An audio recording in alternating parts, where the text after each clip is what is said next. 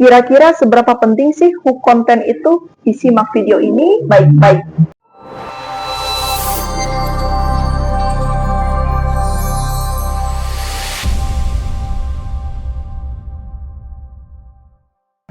Assalamualaikum warahmatullahi wabarakatuh. Teman-teman, kembali lagi dengan saya Sansan, dan pada kesempatan video kali ini Sansan akan membahas sedikit yaitu tentang mengenai hook. Karena banyak sekali di sini yang bertanya, Kak Sansan, haruskah setiap video yang kita posting itu menggunakan hook? Oke, ya.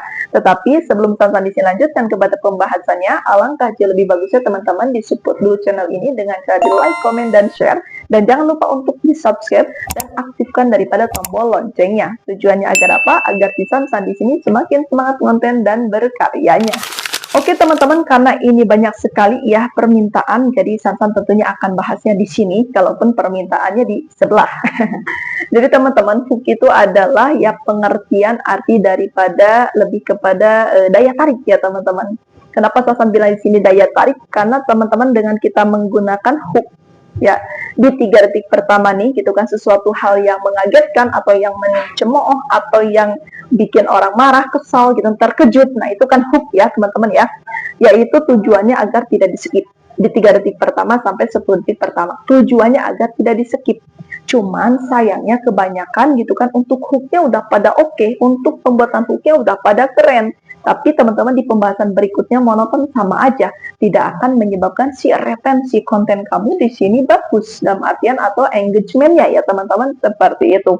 Dan ketika ada pertanyaan apakah hook itu harus dipakai di setiap konten yang kita posting, entah itu di Facebook, entah itu di snack video, entah itu di IG, ataupun misalnya teman-teman ya di aplikasi YouTube ini sendiri, jawabannya kembali lagi kepada kalian.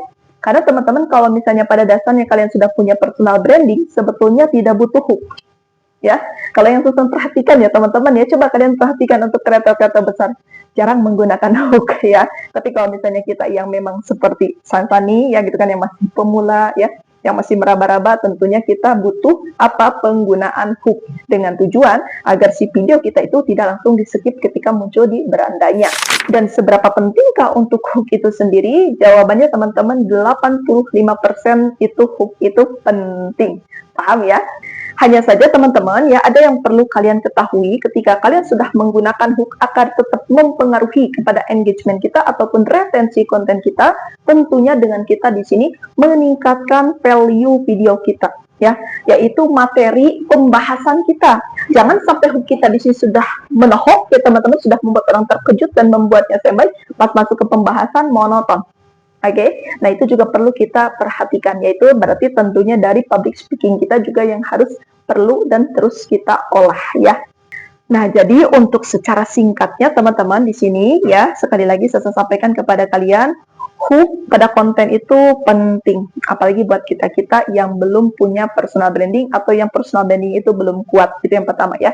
Dan untuk yang keduanya, apakah hook bisa meng-FYP-kan video kita? Jawabannya tidak, karena tanpa hook pun juga kalau personal branding kamu di sini sudah kuat teman-teman ya, konten kamu bisa kapan saja FYP, bahkan tanpa caption pun, bahkan tanpa tagar kata kunci pun ya, seperti itu teman-teman.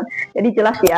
Nah, gimana teman-teman kalau misalnya untuk pandangan kalian ya? Coba kalian komentar. Kalau untuk versi Sansan sih teman-teman lebih kepada tepatnya gunakan hook, tapi tingkatkan apa? Value pembahasan videonya. Oke, itu saja yang bisa Sansan sampaikan ya. Kalau misalnya dirasa video ini bermanfaat, silakan dibantu untuk di-subscribe dan aktifkan daripada tombol loncengnya. Sekian dari Sansan.